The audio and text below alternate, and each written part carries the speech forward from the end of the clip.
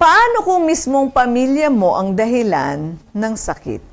Walang permanenteng away, pero wala ring bumabalik. Nagkakanya-kanya, nasisira ang dating buo.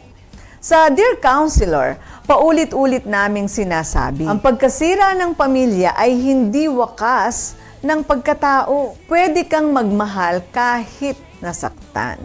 Pwede kang magpatawad kahit walang sorry.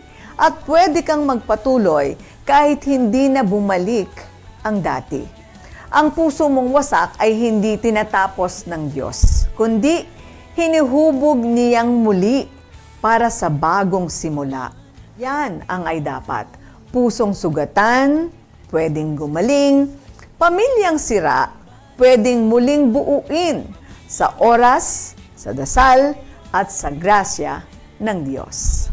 Ako po si Doc Engineer Arnold Divina. At ako naman po si Aida Gonzalez and we are your hosts here on Tagumpay It's All Good. Dito sa channel ito, we bring you real stories, inspiring journeys, and good vibes na siguradong magpapalakas ng inyong umaga. Kaya naman, don't miss out. Follow and like us on Facebook.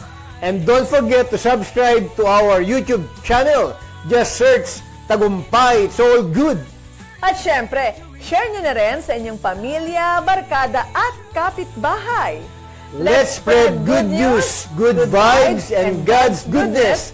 Dahil sa Tagumpay, it's all good!